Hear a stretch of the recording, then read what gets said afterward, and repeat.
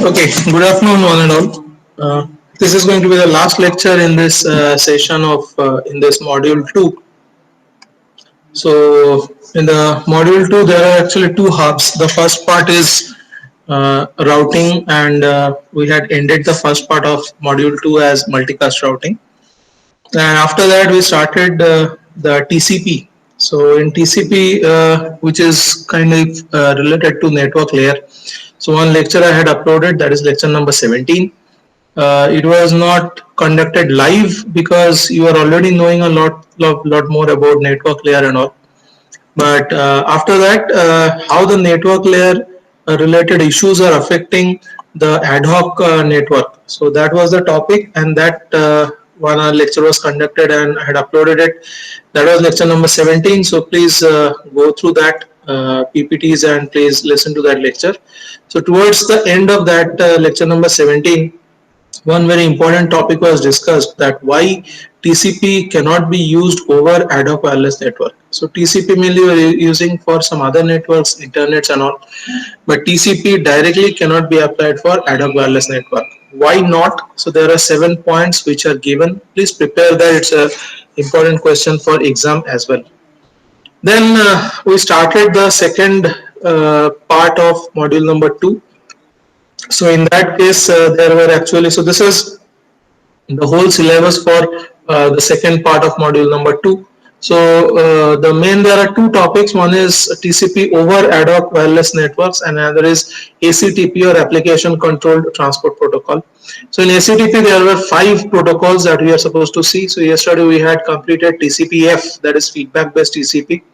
Then we had completed TCP with ELFN, that is explicit link failure notice.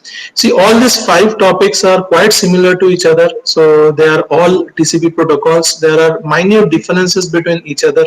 So I have not uploaded the video till yet for yesterday's lecture, but when I upload that, you will find towards the initial part of that lecture, I have told that all these 5 TCP protocols which can be applied for ad hoc wireless network, they are kind of similar types. So whenever you are preparing this, you will be finding the same thing is repeated in all these 5 things. So there are minute differences in each of these protocols, so that you have to find out.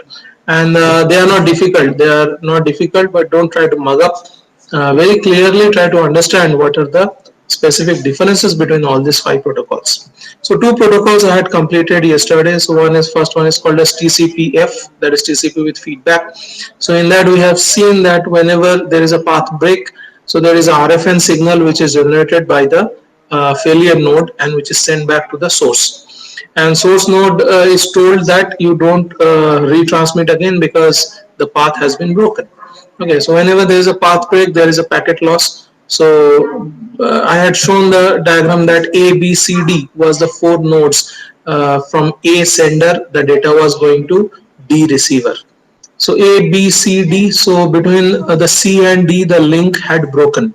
So C is called as the failure node, or we called it FN. So as soon as there is a link brokerage between C and D, what happens will the C node will generate a RFN, that is the route failure notice, and it will send it back to the source node, that is A.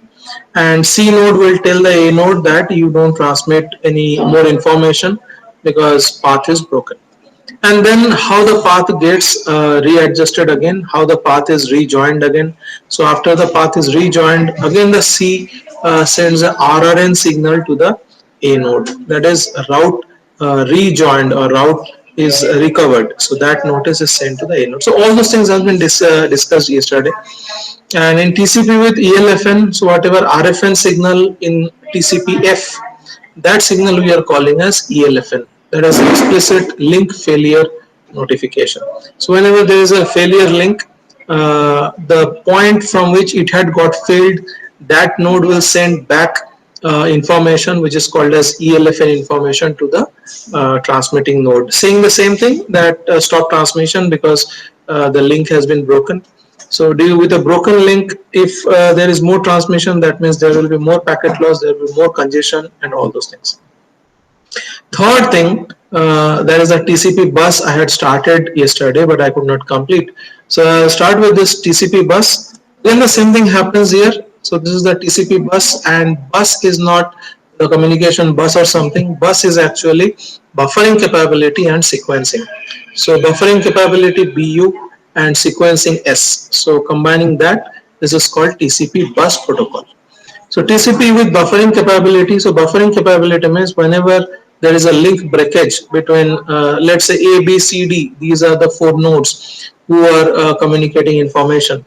Between C and D, the node is broken. Okay, so as soon as there is node breakage, what will happen is all the information will get buffered or stored in the intermediate node. So in the previous two protocols, that is TCP/F and TCP/ELFN, as soon as there was a link breakage, all the data was getting lost. Okay, so that was the problem. In case of TCP bus, what's happening? There is a buffering capability and sequencing. So as soon as there is a link breakage, all the data produced in all the nodes, they will get stored in those nodes where it is present. So there will not be data loss or data packet wastage in case of TCP bus. So these are the specific differences that you have to understand. So let us go through. So this page we had completed yesterday. So TCP with buffering and sequencing is similar to TCP/F and TCP/ELFN, that is TCP with feedback and explicit link failure notice. In its feedback information from intermediate node and detection of a path break. So I told you that ABCD is the four nodes. From A to D information is passing. Between C and D, the link breaks. So C is called as failure nodes. As soon as there is a failure, what happens is, in case of this, TCP bus uses an associative based routing protocol. That means all the nodes are together, they're associated, and they're doing routing scheme. It uses some special messages as localized query and reply for finding a partial path. So whenever there is a link failure, first signal goes back to the source that you stop transmitting. Here also the same thing happens, and there happens two more things. There are two more signals. One is LQ, localized query, and one is reply. Localized query actually tries to find out if there is some other path. So we will see a diagram, and through that we will understand. Localized query tries to find out from the failure node if there is other path which can take the information to the destination. And if the other path exists, those nodes who are included in that other path or bypass, they actually sends a reply signal back to the querying nodes. So all those things we will be finding here. So for finding a partial path means if there is a rerouting possibility. So the messages are modified to carry out TCP connection and segment information. Upon detection of a path break, so this is kind of a thing you can see. So initially from A to 15 node, the data was getting transmitted. So 2-3 states are inside it, so don't get confused. So initial state is data is being transmitted. So this dark line is data transmission. So data is being transmitted from 1 to 5, from 5 to 14, from 14 to 12, and 12 to 15. So initial path was this: 1, 5, 4, 12, and 15. So this was the initial path. And then what happens is 1, 5, 4, 12, and 15. So 5, 4, 12, they are the intermediate nodes. Okay. 4 is called as a pivot node. So all the things are written here. 4 is called as pivot node. Pivot node means a node through which a lot of the routes are channelized. So this is kind of a centralized path. So this is like the Rani Chennamma circle in Belgaum, through which a lot of paths are going in different directions. Okay, like this. So this 4 is called as a pivot node. So previous case, the link was between 1, 5, 4, 12, and 15. Okay, so this is actually TCP bus diagram. In exam you have to draw this diagram, and you just check what is this network link. So from every 11 to 14 there is a network link which is given by a dashed line. 11 to 10 there is a network link and all, and there is a broken link. So now what happens is between 4 to 12 the link gets broken due to node mobility, due to maybe battery failure. Okay, so 12 is suppose having a battery failure. 12 battery is exhausted. That means 4 cannot transmit message to 12, and 12 will not be able to take the message to 15. So this is the problem. Now by routing, by TCP bus protocol, this situation has to be recovered. Okay, how to do that? This is actually you have to explain in the exam. So understand the scenario. Initially 1, 5, 4 So through the 4 pivot node to 12 to 15, the data was getting transmitted. Now due to either network energy problem or maybe mobility problem, the node link between 4 to 12 has failed. Okay, so this data transmission is not taking place anymore.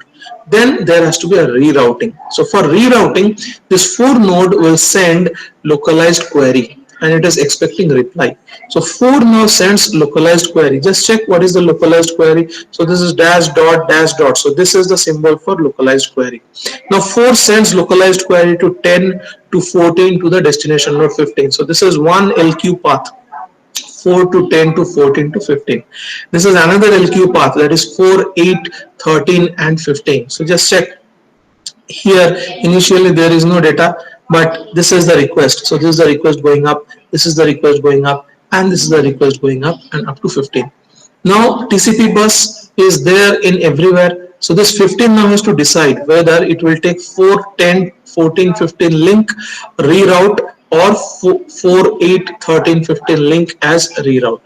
So 15 finds that this path 4, 8, 13, 15 is having shorter distance. Okay, so in that case, this 15 will send a LQ reply. So LQ was sent from 4 to 8 to 13 to 15. LQ is called as localized query. So the query is for if there is a bypass path. Okay, so for that, this node, because this link has broken, so just to find out if there is a bypass path 4 will send localized query to two directions, and 15 will decide that 15, 13, 8. So this will send a reply back. So this is the reply signal, this is the reply signal, and this is the reply signal, and it is coming to 4. This completes the process of finding if there is any reroute or if there is any bypass path. So now the information will take place between 1 to 5. So this is same. 5 to 14, this is same. Now this 12 and 15 path will not be followed. Reroute will not follow through 4 to 8 to 13 to 15. So 4, 8, 13 and 15. So now the path will be 1, 5, 4, 8, 13 and 15. So this is actually shown. This thing is called as new partial path. Okay, so this symbol is called as new partial path, which is shown here. So this is actually about TCP bus. So now there are some theory regarding this. So let us just see what are the thing. So pivot node. So pivot node here is point number 4 is the pivot node through which the canalization of information will happen. 8, 13, 15. So 8, 13 is called as upstream node, and whenever you are coming from 15 towards 4, 13 and 8 is called as downstream node. So for this direction, upward direction, 8 and 13 is called upstream. For 15 to 4, 13 and 8 is called downstream. So upon detection of a path break, an upstream immediate node or pivot node generates an explicit route disconnection notification. So ERDN. Where is the ERDN signal? Just check. As soon as this 4 to 12 link is broken, okay, this 4 will generate a ERDN signal. So ERDN is dash dash dash. So this ERDN signal goes back to 5. ERDN signal goes back to 1. Okay, so initially 1, 5, 4, 12, 15 was working. As soon as this path gets broke, first thing 4 generates a ERDN signal which comes back to state 1, and ERDN signal states to link node 1 that you stop transmission, you do not transmit any more information, and whatever information was there in intermediate path 5, 4, 12, all the information gets stored in 1, 5, 4, etc. So that is called actually buffering. So this thing, upon detection of a path break, an upstream intermediate node or pivot node generates an explicit route disconnection information ERDN. This ERDN packet is propagated to the TCP bus sender. So here one is the TCP bus sender. Upon reception of it, the TCP bus sender stops transmission and freezes all timers and windows in TCP-F.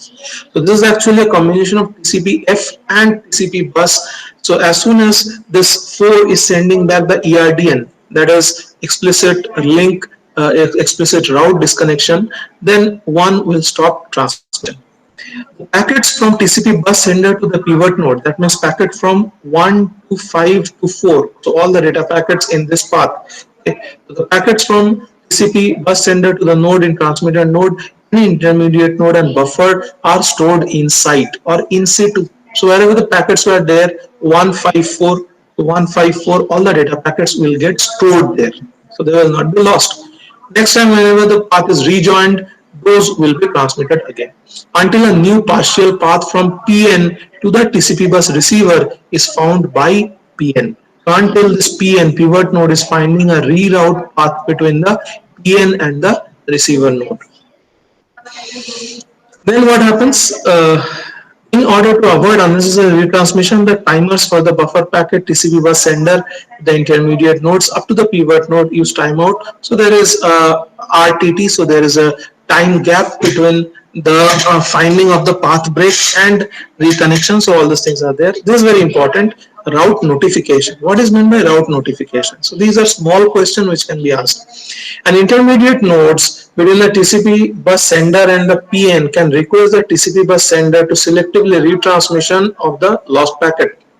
Upon detection of the path break, the downstream nodes originate a route notification information which is forwarded to all the downstream nodes. So what is RN? So RN is a packet. You can check here, route notification. As soon as there is a path break and between the reconnection, okay, that time is called as fault time. Okay, so the network is at fault now, network is down. In that time, this 5 can generate a RN information, or this 4 can generate a RN information. What is RN? RN is called as route notification, and that RN information will be flooded to every node in this thing. So just check, this 12 is also generating a RN information, and this is going to the node 15. So RN information means route notification, and this 12 will tell 15 that link between 12 and 4 is broken. Okay, so this is a very important thing, that this upon detection of a path break, the downstream node originates a RN information to the TCP bus receiver. So just check that this 12 is generating a RN information and telling 15 that path between 4 and 12 is broken. So this RN is a very important thing. An RN packet to the TCP bus receiver which is forwarded by all the downstream node in the path. Okay, so other nodes also can send that RN information to different other nodes just to update the status of the TCP bus. So what are the important things here? Important thing is initially you have to tell 1, 5, 4, 12, 15, they are the path. Then for some mobility or maybe energy issue, 4 to 12 link got broken. As soon as this link is broken, few things happened. First, this 4 is generating a ERDN signal. ERDN signal is given to 1, and 1 is informed that you stop transmission, you don't transmit any more packets. This is the first thing happens. Second thing, this 12, which is a downstream node for 15, this 12 generates a RN, that is route notification information, and RN is given to 15, and 12 tells 15 that the link between 4 to 12 is broken. So 12 is not able to transmit any data to 15. That information is carried by RN packet. Okay, then there is produced, then we are searching for the partial path, if we can find some partial path between the pivot node and the receiver. So what happens then, 4 then sends query, localized query LQ. So it is having two paths, 4 to 10 to 14 and 15. Next path is 4 to 8, 13 and 15. So all this LQ information is going to the 15 through these two paths. Then up based on the TCP algorithm, 15 chooses this path and 15 chooses 13 and 8 as the downstream nodes, and through 4, 8, 13 and 15 partial path or reroute is re-established. So these are the signals. So one is LQ, that is localized query, another is reply. So localized query goes from 4 up to 15 and reply comes from 15 towards 8. Okay. Then 1, 5, 4, 8, 13 and 15 becomes the reroute path, or this is the partial path. Now initially when the path got broken, there was a signal generated by 4 which is called as ERDN. This is called explicit route disconnection notification. Now when the path is re-established, there will be a ERSN, that is explicit route successful notification. So that notice will be given from 4 to the 1. So after this reroute path is established, instead of ERDN, this 4 will produce a ERSN, and that will again be given to this 1. So what is ERSN? Explicit route successful notification. So this sender, and availability of such a partial path to destination is intimated to the TCP bus sender through an ERSN packet. TCP bus utilizes this route reconfiguration mechanism as ABR to obtain the, so ABR is nothing but associative routing, okay, to obtain the partial path due to destination. So due to this, that is due to this reconfiguration, other routing protocols may require changes to support TCP bus, but LQ and reply messages are modified to carry out TCP segment information, including the last successful received segment of the information. So this paragraph is about LQ and reply.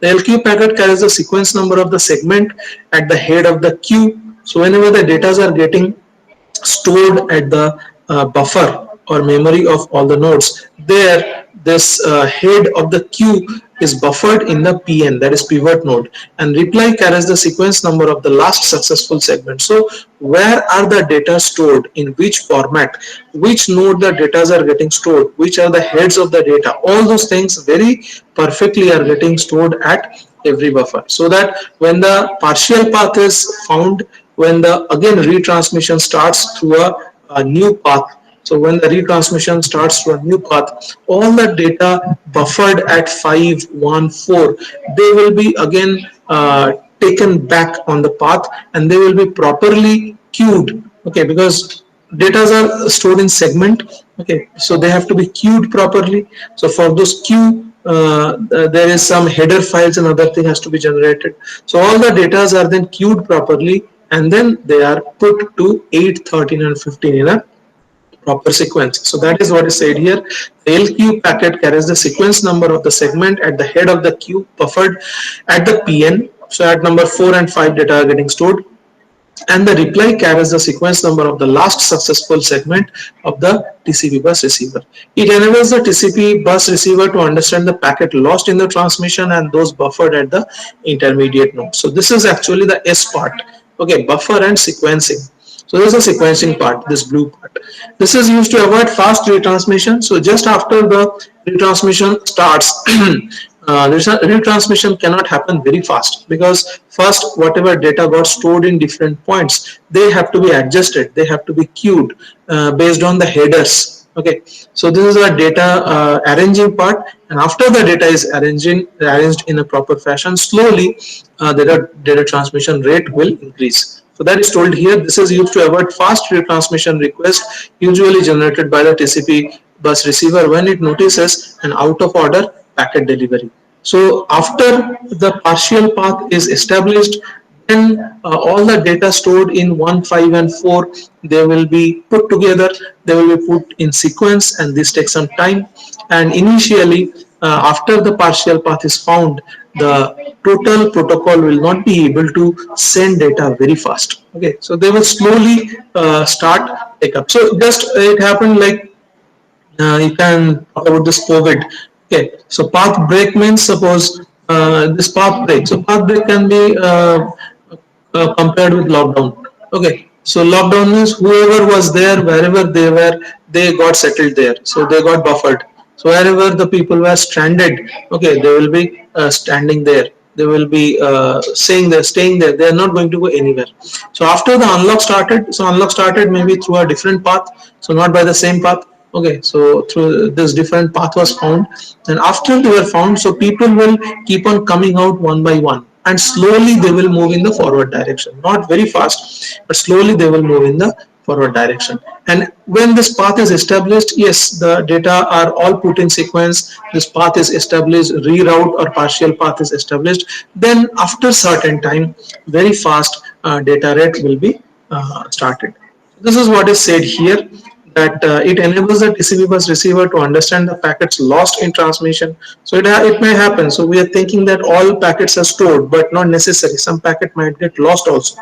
That has to be retransmitted by the sender one. Okay, that is also another thing. And those buffered at the intermediate nodes. This is used to avoid fast retransmission request usually generated by TCP bus receiver when it notices the out of order packet delivery.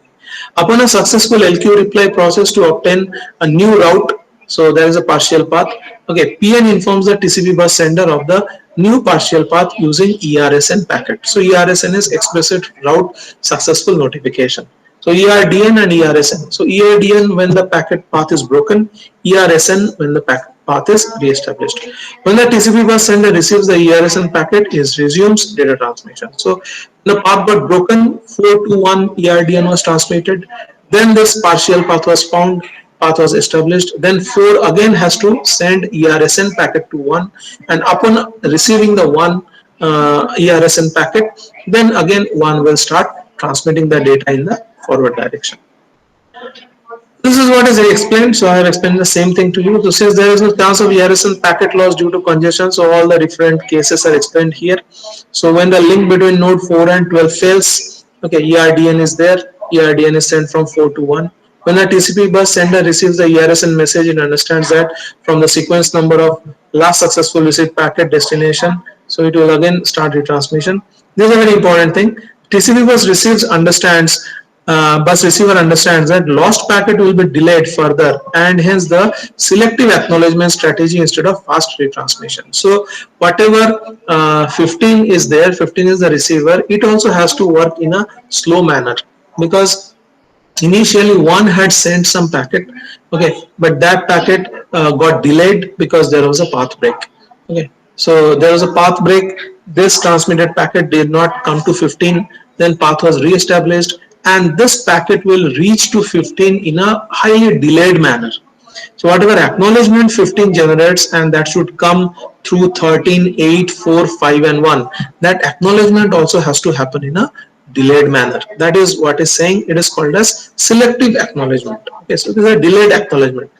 These lost packets are retransmitted by TCP bus sender. So whichever packet goes from 1 up to 15 through this partial path, so for packet by packet acknowledgement is sent from the 15 to the 1. So it is not the acknowledgement for the whole data stream. It is the acknowledgement for packet by packet. So that is called as selective acknowledgement. So these are some of the features of TCP bus. A very important question. If in the exam it is asked, you have to draw this diagram. So not all other diagrams, not all these nodes are required. So only this much path. So 1, 5, 4, 12, 8, 13 and 15 and 10, 11. So 6, 11, 9, 7, 3, 2 you can avoid. No need to draw. Okay. And mention all this signals very properly. So mentioning the signals are very much important. This is the first part, which is TCP bus. There are advantages. So it is a performance improvement. It avoids fast retransmission due to use of buffering. So as soon as the ERSN signal is received, as soon as the sender starts retransmitting, it cannot retransmit very fast. Okay, so there's an advantage, so that packet sequence is maintained. Second thing, TCP bus takes advantage of underlying routing protocols, especially on demand of routing protocols such as ABR, that is associative routing.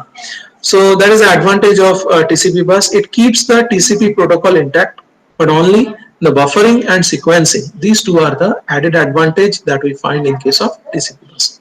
Limitation, it includes that increased dependency on the routing protocol and buffering at the intermediate nodes. So it takes some time and it makes the process a little slow. Okay, that is the increased dependency on the routing protocol and buffering. So buffering makes the process a little slow, but buffering have the advantage that it doesn't allow the packet to get lost. Okay, the failure of intermediate nodes that buffer the packet may lead to loss of packet's performance degradation. So if the intermediate node fails somehow, the node 4, if node 4 fails somehow, the whole TCP bus is in jeopardy, is in trouble. That is what is said. If intermediate packet is actually losing the data packet, intermediate packet 4 is failed, then the whole process becomes highly difficult to recover. The dependency of TCP bus on the routing protocol may degrade its performance with other routing protocols that do not have similar control messages in ABR. So not every protocol will be having this kind of congestion control. So if there is some other protocol going on that may not very well get compatible with TCP bus. So there's a very unique kind of a protocol, very good protocol. We are avoiding data loss, but compatibility with other protocols might not be easy. Okay. So this question is a very important question for final exam as well as for IEA 2. So please prepare this and this kind of diagram you have to practice, and all these signals you have to understand very carefully, and with different colors or different notations you have to draw all the signals. Okay, so these were the first three types which are main important. Now remaining two three protocols, I'll go a little fast. Let us see. So there's the fourth protocol which is called as ad hoc TCP. Okay, so this is especially designed for ad hoc network, and this is similar to TCP/F, TCP/ELFN, or it uses network layer feedback mechanism. So what is the feedback? In the previous case, we had found ERDN is the feedback. As soon as there is a path break, okay, so there is a ERDN signal produced by the pivot node up to the sender, and it tells the sender that you don't transmit any more packet because there is a path break. So this ad hoc TCP or ATCP, it also uses that feedback mechanism, but there are three different stages. Okay, so the whole process goes into three different stages. So we will see the timing diagram. We will come to know what are the three stages. One is called as persist stage, one is called as congestion control, one is called as retransmission. So these are the three stages which are feature of ATCP. When an intermediate node finds that the network is partitioned means there is a breakage. Okay, so link breaking is done, that means it is called partition. So if there is a link breakage like this lower part and upper part of the network, they are getting partitioned, because this lower part from 4 was connected to the upper part of the network by means of link between 4 to 12. So as soon as this 4 to 12 link is broken, we can say that this lower part and upper part of the network has become partitioned. When an intermediate node finds that the network is partitioned, then the TCP sender state is changed to persist state. So whenever there is a path breakage, link breakage, the network goes into persist stage. Persist stage means you have to persist with the network. That means you have to stay with the network. Don't leave the network because the rebuilding process is going on maybe. So what is meant by persist stage? That there is a partitioning. There is a link breakage that has occurred in the network, where it avoids unnecessarily retransmissions. So in this case, the sender node is not supposed to transmit anything. Okay, not supposed to transmit any data. That is very important, because there is a path breakage. There is no proper path from the transmitter to the receiver.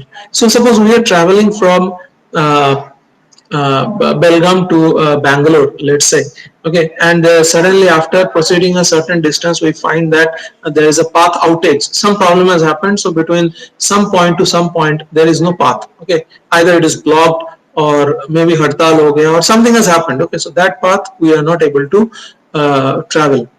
What we do immediately is, if there was somebody else who was supposed to start from Belgaum, we make a call and we tell them you don't start.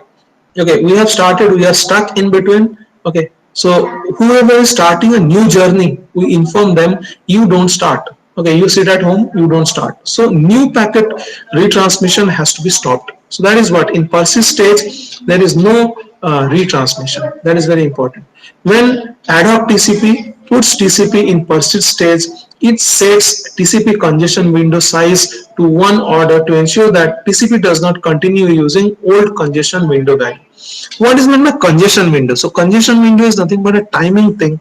Okay, so it tells the whole network that there is a path break, and path break might be taken as a congestion. You don't know what for the data is not getting forwarded to the receiver. Okay, and network understands that there may be some congestion. Because of that congestion, maybe data is not going forward. So this is a misunderstanding we had discussed initially, that whenever data is not flowing from source to the destination, the network understands that to be a congestion. Even if it's a path break, network understands it's a congestion. So when ATCP puts TCP in a persist state, the TCP's congestion window becomes very big. That means the TCP will define a time. So window is nothing but a time window here, for which there will occur no transmission. If an intermediate node loses a packet due to the error, then the ATCP and TCP sender immediately transmit it without even requesting the congestion control algorithm. So after the path is established, the fault path or whatever was the packet loss was there, okay, that will be retransmitted without even asking the whole process. So these are the features of this ATCP. Okay. In order to be compatible with widely deployed TCP-based network, ATCP has failure has feature without modifying the traditional TCP. So here what is meant is ad hoc TCP and TCP, they are working all in the same line, but without even requesting, the lost packet will be retransmitted. So generally in TCP there is a request generated that the some path, some data has lost, you retransmit that data again. But in ATCP, what is there? Whatever is the lost packet, automatically the sender transmits that packet to the forward direction. So these are some feature of ATCP. So ATCP is implemented as a thin layer residing between IP and the TCP protocol. So IP protocol and TCP protocol. Between that, this ATCP protocol is there. So this is the positioning of this protocol in the layer OSI model you have seen. So the ATCP layer essentially makes use of explicit congestion notification, which is called as ECN. There is a signal you have to remember. Okay, so ECN signal is generated for maintenance of the states. So whenever there is a path break, at that time all the states are to be maintained where they were. Okay, in the previous TCP bus we have seen there was a state, all the data were getting saved, and after the partial path was established, then retransmission was taking place. In this case also there is a signal which is called ECN, that's explicit congestion notification. This ECN is actually responsible for essentially make use of explicit congestion notification for retransmission of data, for maintaining the path and other things. So here, this is the timing diagram which is there. You will find in, I think, page number 445 or something. Okay, you will find it. So this is normal state. This is the normal state, and from normal state, whenever there is a path break, the network goes into lost state. Okay, so network goes into lost state, and in lost state, acknowledgement signals are generated because data is lost. Okay, acknowledgement data, acknowledgement data. So acknowledgement signal is received or not received. Too much time it is in the lost state, then network goes into congested state. So as soon as there is a path break, the network thinks or sender thinks there is a packet loss. What for the packet loss is occurring, it does not know. Okay, so the acknowledgement signal is expected from the receiver, from the next node to the sender node, and acknowledgement signal is not received because the data is not going forward. Then from loss, the signal goes into congestion. So what the sender understands it, maybe it's not a packet loss, maybe lot of data packet has got congested at the path. Okay, and too much time, so the center is the normal state. So normal state, when the path breaks, first there is a loss. So the normal sender understands or interprets it to be a loss. Too much time, the loss is there, packet loss is there, then ECN is there, ECN takes it to congested state. So explicit, ECN stands for explicit congestion notification. So too much time packet loss is occurring, ECN signal is generated, and it takes the whole network from persisting stage. So this is the first step, persisting stage. ECN takes it to the congestion control state. So ECN will take the persisting stage to the congested state. And too much time network is in congested state, there will be a DUR. Okay, DUR stands for destination unreachable. Okay, so initially it started with so data was not going to the receiver, maybe it is loss. Too much time loss is there, ECN signal is generated, ECN will take the network into congested state. Too much time congestion is there. Okay, then DUR signal will be produced, and DUR is destination unreachable. So the whole network will enter into disconnected stage. Disconnected means discon, that means there is no connection between source and the receiver. Okay, and too much time the disconnected state is there, and there will be no packet transmission between the transmitter and receiver, and from loss also it can come to the disconnected stage. So from loss to ECN to congested to DUR, this is one path. Too much time or too much packet loss, directly it can come from loss to disconnect. So DUR stands for destination unreachable. So like this. So this is actually the timing diagram for, so this is an illustration for ATCP thin layer and ATCP state diagram. So how the disconnection is found out in case of the network is given by this diagram. Okay, so what are the events that is occurring in case of ATCP? So packet loss due to high BER. Okay, so the packet loss is occurring. So from here, there's a normal state. Everything is going very smooth. So from sender to receiver, packets are transmitted very well, normal state. So packet loss high due to BER. So it states that retransmits the lost packet without reducing the congestion window. So that is the first case. So again, node or sender node is retransmitting the packet likewise. Route recomputation delay. So whenever there is ECN recongestion and DUR, whenever the route is disconnected, then again the reconnection process start, and that takes some time. Okay, so reconnection or rejoining takes some time. So there's an event route recomputation delay makes the TCP sender go to persist stage and stop transmission until new route has been found. So previous case TCP bus, we were calling it partial path or partial route. Okay, so find that it takes some time, because previous case we had found it was generating some query, the query was being replied, and then the path was getting established. So that is having some time for that. So route recomputation takes some time. Okay, in that time there is no transmission of data from the source to the receiver. Transient partitions. So whenever makes the TCP sender go to persist stage and stop transmission until new route has been found. So these two are actually this step. So route recomputation and transient partition. During that, no transmission is occurring from the sender. No new transmission is occurring from the sender. Out of order packet delivery due to multipath routing.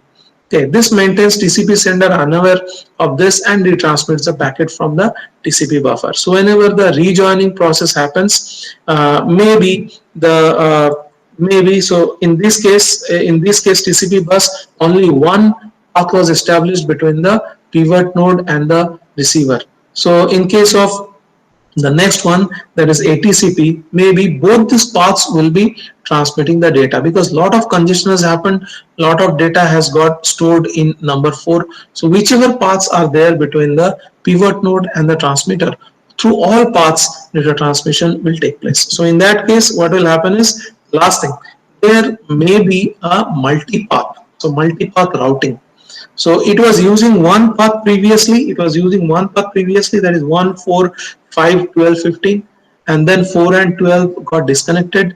Then this 4 will try reconnect, and it finds that two paths. So in case of ATCP, maybe both these paths will be transmitting one data. So this will be one path and this will be another path through both the paths. So it might be a multipath propagation. That is mentioned here. Out of order packet delivery due to multipath routing possible. So this maintains the TCP sender unaware of this and transmits the packet from TCP buffer in a multipath to the receiver. Change in route. Okay, so change in route happens if there is a path breakage, then recomputing of the congestion window, recomputing the path, rejoining the path, and maybe more than one path will be there to transmit the data from the sender to the receiver. So this is the second type of routing, which is called as ad hoc TCP. So this might be asked for 5 marks or so. So in very short, you have to tell what are the 3 stages. So persist is when the packet paths are got disconnected, no retransmission is happening. This is called persist stage. Congestion control. So it has understood that it is the path break is big, so it will take some time. In that case, congestion control happens. So the source is not retransmitting anything. Wherever the data are there, that is being queued or stored properly, so that when the link comes back, it will retransmit the packets properly. And last one is the retransmit state. So retransmit state occurs after the rejoining of the path. So in case of TCP bus, we found that there was only one rejoining path. In case of ATCP, we found that multi-path rerouting is possible. So after the joining, there may be a multipath, and all the paths will be carrying the sender data to taking to the receiver. So that is possible. And this is called the timing diagram, and this is called the event and action. So during transient partition and during route computation, there is no transmission occurring from the sender. So no retransmission, no transmission is occurring from the sender. So all these things, small things you have to remember. Advantage and disadvantage you just go through. So all the things that is explained here are explained properly in that case. So there is a third thing. Okay, so there is a last protocol under the routing protocol. It is called split TCP. So what is meant by split? So I'll not be able to explain in detail.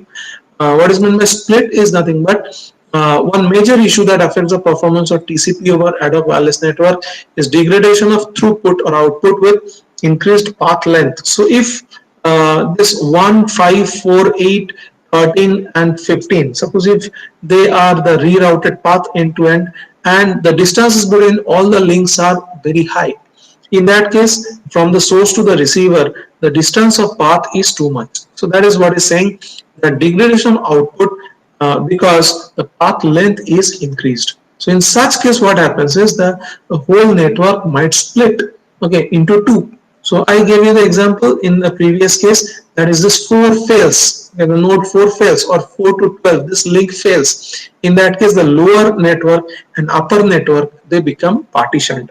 So if the link length from the source to receiver is too much, too long, in that case this splitting of network happens. That is what is said here, that one major issue that affects the performance of TCP, degradation of output because of long path length. The short connective connections generally obtain much higher output than long connections. So if the hop length is between two nodes are small, in that case there is a good connectivity between two nodes. In that case we get a higher output. This can also lead to unfairness among TCP sessions. But shorter length does what? Sometimes the effect leads to certain flow capturing the channel for a longer time duration. So in MAC we have explained this, that there happens something called as contention. Okay, so it has said that uniform problem, the unfairness problem is further worsened by MAC protocols such as 802.11, which is Ethernet. What happens is a lot of senders are contending for a channel, and one sender node gets a contention. So he wins the contention.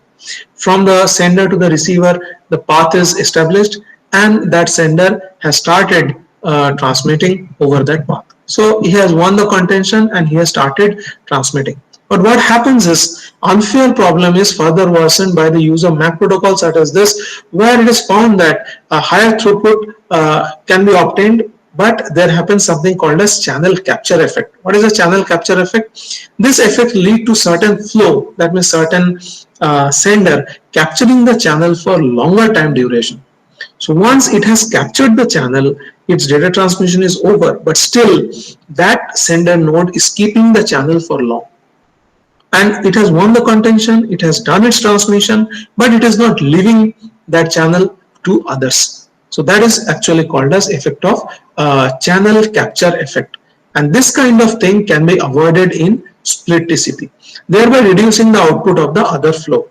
But other sender nodes, they are waiting for that channel for data transmission, but previous one sender node, it has captured the channel and it is not leaving, so that other can use it. Okay, in that case the overall network output it reduces. So together, if everybody is working in a positive associative manner, then only the network output might increase. But if one channel is doing the monopoly and if it is keeping or capturing the channel for long, not allowing the other senders to send the data, in that case the overall network output reduces. And this happens in case of improper MAC protocol. So the channel capture effect can also lead to low overall system throughput. Okay, so there are two effects explained here. One is the partitioning effect. So if the channel length is too much high, at that time one node fails in between and channel gets partitioned. So there is the connectivity between source to the receiver, it is broken. It will reduce the output. Second is channel capture effect. That is one channel, one sender node won the contention and it had done its transmission, but it is not leaving the channel. It is still holding it. It is still capturing it. And in this case also, other sender nodes are not getting the channel to transmit the data. In that case also, output reduces. So for these two cases, split TCP can be used to increase the network output by some proper protocol action. So what is that protocol action? It is given here. So what is split? That is explained here. Split TCP provides a unique solution to this problem by splitting the transport layer objective. Okay, so here I explained about splitting the network, but here split TCP is actually meant for splitting the objective. Split TCP means the two objectives are separated. Split TCP provides a unique solution to the problem by splitting the transport layer objectives into congestion control and end-to-end reliability. So these two things are different. One is congestion control, it has to happen separately, and one is end-to-end reliability. End-to-end reliability means from the source to the destination, connectivity has to be maintained very properly. So congestion control means one node should not be overburdened, one node should not be overused. There should be a proper load sharing between all the nodes in the network. So that is a congestion control. And end-to-end reliability means there should be small hops, there should be proper connectivity between the source to the receiver by means of intermediate nodes. If these two things are ensured, then we can say that split TCP or splitting the objective in the transport layer actually is doing a good job. So the congestion control is mostly a local phenomenon due to the result of high contention and high traffic load in a local region. So congestion control actually can be controlled by high traffic load in a local region. So if there is a very big load, data packet got congested in one area, so proper load distribution in locally we can take care of the congestion control. In ad hoc wireless network environment, this demands a local solution. So congestion control is a local solution. At every node, we have to see that there is no congestion of data. Fair bandwidth allocation has happened. Fair link allocation has happened. So for every node locally, we have to ensure that there is no congestion of data. But this end-to-end reliability is a global thing. So there are two things, two objectives which are split. So one is local control, one is global control. These two things if are split, then we are going to get better routing in any ad hoc network. So two objectives, one is congestion control, which is a local control, and one is end-to-end reliability. That means from source to destination, the whole flow has to be maintained, which is a global control. So this demands local solution. At the same time, reliability is an end-to-end requirement and needs end-to-end acknowledgement. End-to-end acknowledgement is actually a global solution. In addition to splitting the congestion control and reliability objectives, split TCP splits a long TCP connection into a set of short or concatenated TCP connections. So here, this is the main line. What is meant by split TCP? So big source to the source to receiver, this big network or this big link 1, 5, 4, 8, 13 and 15. So here we are seeing the big very big long network, but this global thing has to be shorted, or this global thing has to be split into 1 to 5 one control, 5 to 4, 4 to 8, 8 to 13 and 13 to 15. So this is the main line. In addition to splitting the congestion control and reliability, split TCP splits a long TCP contentions into set of short concatenated TCP connections called the segments or zones. So if the whole big area is there, what is there, as we do in football, it is called zonal marking, or very big area has to be secured. In that case, what you do is just divide it into short areas and apply one watchman for the short area. So the whole big network connection you have to ensure. So for that, one person ensures the connection between 1 to 5, another ensures a connection between 5 to 4, another. So this is called actually distributed control, and obviously distributed control gives a better controllability for any network. So this is the main line. In addition to splitting the congestion control and reliability objective, split TCP splits a long TCP connection into a set of short concatenated TCP connections with a number of selected intermediate nodes known as proxy nodes as terminating point of this short connection. So this figure illustrates the operation of split TCP, where the three segment split TCP connection exists between source node 1 and destination node 15. So from 1 to 15, actually three destinations, three different segments have occurred. So one segment is this 154. So you can see that this backward signal is there. So this backward signal is nothing but end-to-end TCP acknowledgement. So end-to-end TCP acknowledgement is this big one. Okay, so this is end-to-end TCP acknowledgement, and this is actually LAC. What is LAC? Acknowledgement called as lower acknowledgement. So we are not expecting one is not expecting direct acknowledgement from 15. So this is one step. This is one step, big acknowledgement.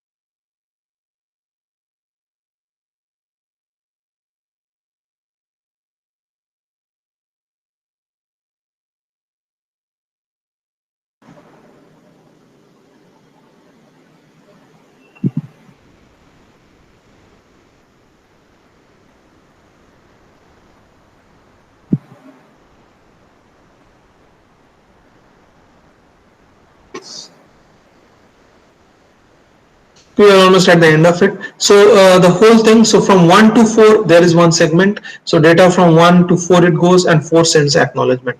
Then from 4 to 13 the data goes, and 13 sends the acknowledgement to 4, again this is sent back to 1, and 13 to 415 the data goes, and 15 sends the acknowledgement to 13, and that comes from 13 to 4, and that comes from 4 to 1. So what is lack is nothing but local acknowledgement. It does not guarantee end-to-end delivery, but it guarantees the local delivery. Okay, so lack ensures the local delivery, and the big one, so this big whatever data we are finding, which is called end-to-end acknowledgement, this is actually called as global delivery. So in split TCP, what we are doing is we are actually splitting the local part and global part separately. Okay, so it's a local buffer and sends the acknowledgement to the acknowledgement called local acknowledgement, does not guarantee end-to-end delivery. Responsibility of the further delivery of packet is assigned to the proxy node. So 413 they are called as proxy nodes. So they are kind of the local header. Okay, so they are kind of local head. Okay, so proxy nodes are local heads. So proxy node clears a buffered packet once it receives a LAC from the immediate successor proxy node for the packet. So first data was sent from 1 to 4. 4 sends a local acknowledgement to 1. Then the data was sent from 4 to 13. 13 sent a acknowledgement to 4. This is not called acknowledgement, this is called local acknowledgement or LAC. So a proxy node clears the buffered packet. So till it is receiving the acknowledgement, it will hold all the data. So 4 has sent some data to 13, okay, up to 15. So but the data is not erased from the buffer of 4. It will be held in the 4. As soon as it gets the local acknowledgement from 13, then only the 4 will clear its buffer node. So proxy node clears a buffer node packet only it receives LAC from the intermediate successor or the proxy node. Split TCP maintains the end-to-end acknowledgement mechanism. So that is from 15 to 1, which is called as an end-to-end TCP acknowledgement. Okay, intact irrespective of the addition of zone-wise LACs. So there are two ways the acknowledgement signals are held. One is local acknowledgement, one is global acknowledgement. The source node clears the buffer packet only after receiving the end-to-end acknowledgement for the packets. So this one is holding all the packets. So 1 is first sending the data to 4, and it is sending 4 is sending the data to 1. But 1 is not clearing its data buffer. It is holding the data buffer. Then the 4 is sending to 13. 13 is sending acknowledgement LAC to 4. So in that case, 4 can clear the data buffer. So that 13 up to 4 up to 1, the LAC signal is coming. But in that case also 1 is not clearing the data buffer. Finally, the 13 gives the data to 15. So 15 sends a LAC at 13. And as the 15 has received the data from 1, after receiving the packet from 13, 15 will send two signals. One signal is LAC to 13, and one signal is end-to-end TCP acknowledgement to 1. So after 1 receives the end-to-end TCP acknowledgement from 15, then only the 1 will clear its buffer. So that is what is said in the last sentence. The source node clears the buffered packet only after receiving the end-to-end acknowledgement for those packets. So these are the things that you have to explain. And this is the last thing, which is called Application Control Transport Protocol. This is called ACTP. The previous one was ATCP. That is, it is called as Ad Hoc Transport Control Protocol. And the last one, it is a Application